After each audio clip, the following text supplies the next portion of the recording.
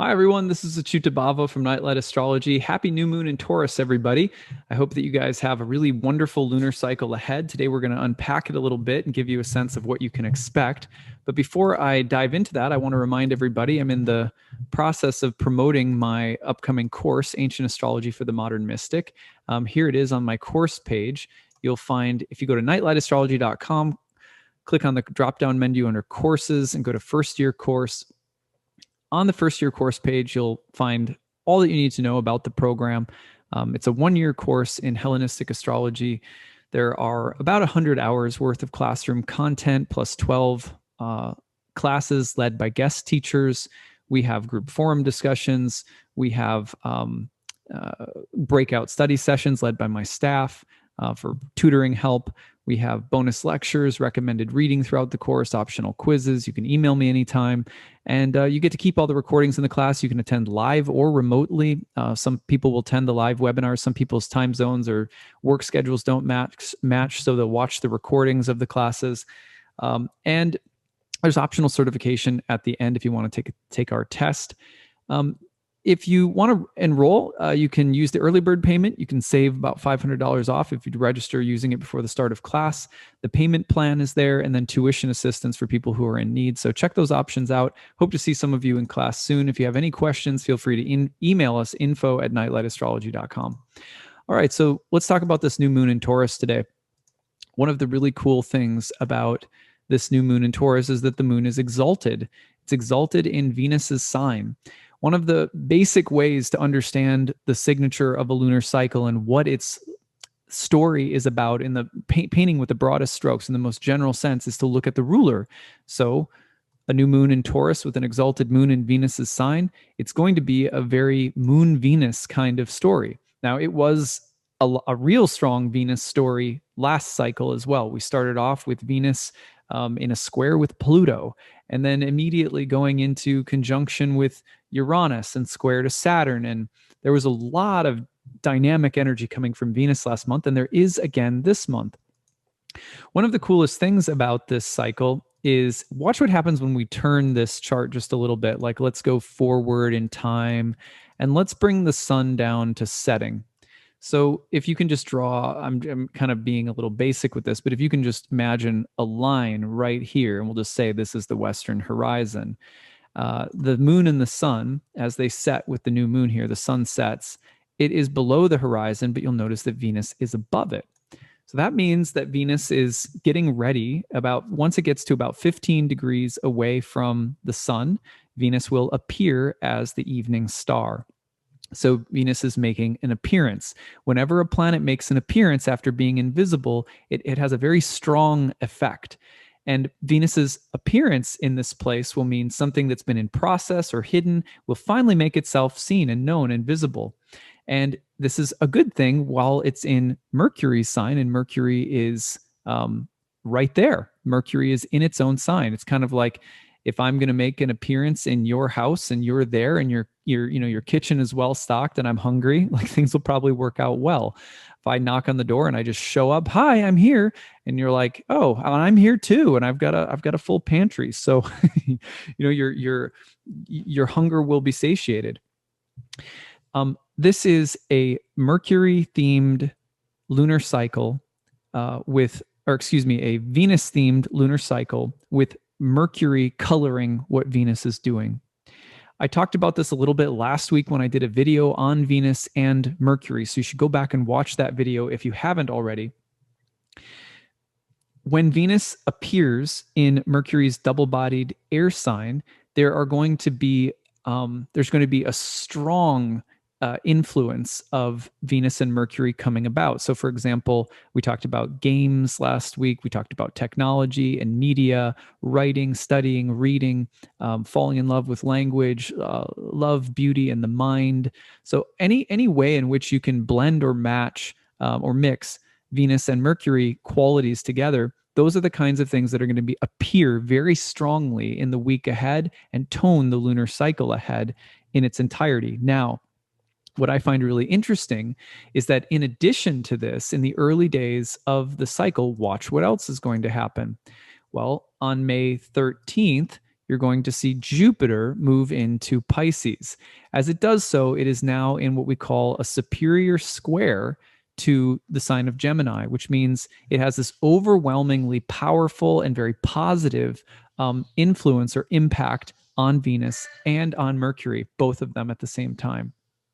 So as that's happening, you get this just this wave of very amplified Venusian energy, because Jupiter is not only in its own sign and in a superior square to Venus, but Jupiter in Pisces is in the exaltation of Venus. So if you listened to me talking about Jupiter in Pisces last week on one of my videos, you heard me say that one of the qualities of Pisces that will define or influence the way we read Jupiter in Pisces is going to be the fact that it is the exaltation of Venus.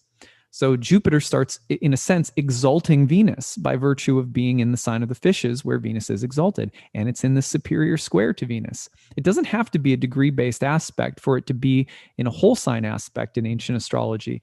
So you get this amplification of Venus things, and then an amplification of Venus-Mercury things. For example, I would see people buying technology, people going out and being more social, people feeling, new, almost like anything tech, media, journalism, ideas, information, and something that's aesthetic or social in nature. Those things are going to grow and get really amplified. Okay, so remember, though, that Jupiter is in Mercury's fall. And so one of the dangerous parts about all of this Venusian amplification is that, the Mercury is also, let's add in the outer planets now. Let's see here. Okay, I'm just going to add in Neptune. Let's just add in Neptune. So watch what else is happening. Mercury is starting to go into a square with Neptune. Remember, Jupiter in Pisces, the sign of Mercury's fall. Venus is also later in the cycle going to get into a square with Neptune.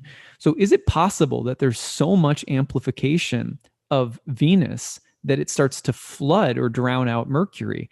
Well, that's a fair question to ask, because the other thing that's going to happen later in the cycle is that Mercury, although very strong in its own sign, by the very end of the month, what's Mercury going to do? Mercury is going to turn retrograde.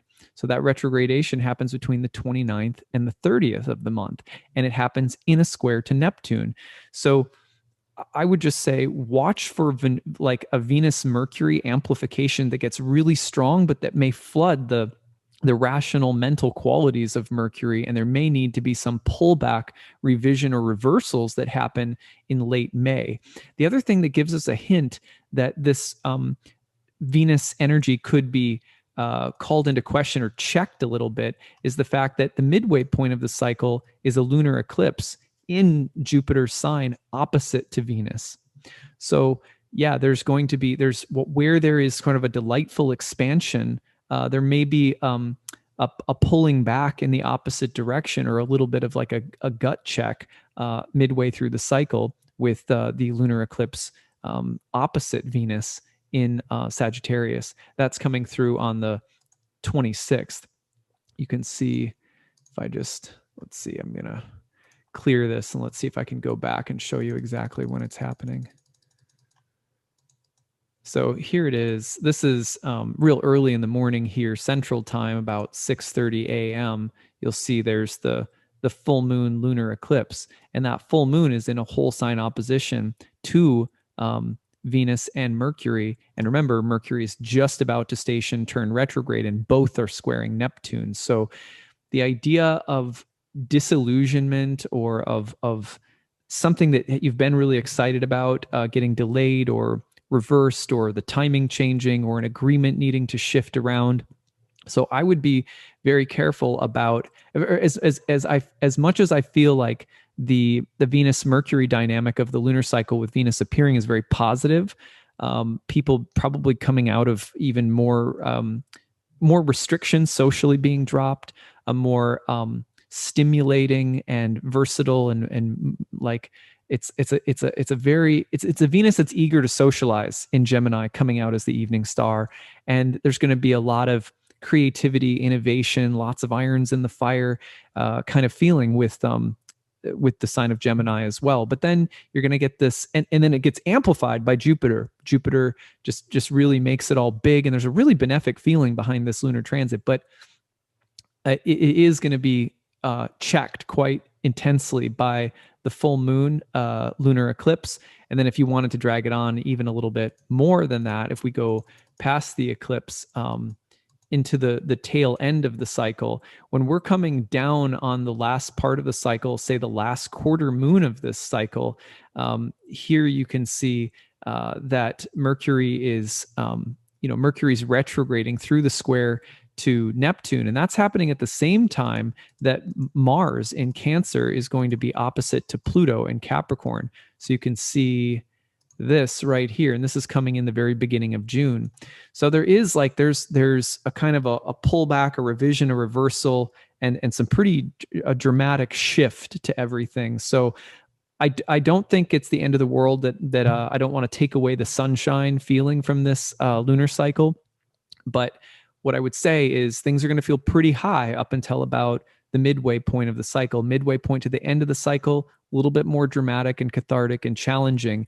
But then things do pick up again. For example, if we move ahead, by the time that we get to about June 10th, the next eclipse is going to coincide with Mercury at the heart of the sun, cazimi, in its own sign. So it's a pretty protected Mercury throughout all of this. So whatever revisions or reversals come up, my thought is that some of them may involve some more intense emotional catharsis, especially through the first 10 days of June.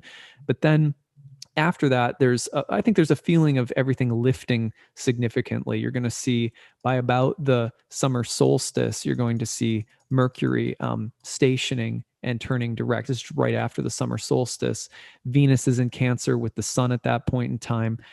And finally moving through, this is by about the summer solstice, moving through this kind of final catharsis with Pluto that completes some kind of process. So so I feel like the most general advice that I have for the cycle ahead is don't buy into the noise and the hype too quickly. Be moderate and a little restrained with how much you let yourself go out and get overwhelmed or excited by the early part of this moon cycle, and know that Venus is going through a process. Overall good things, but checked a little, made a little bit more realistic, checking in as to whether things are real or not, or trustworthy or not. And the full process of that will complete itself by about the end of June. So anyway, we'll be tracking all of that together, but just to give you that kind of big picture feeling for the moon cycle ahead. So I hope you guys are having a great day, and that you'll have a fantastic moon cycle ahead. And I look forward to unpacking these transits one at a time with you. All right, take it easy, everyone. Bye.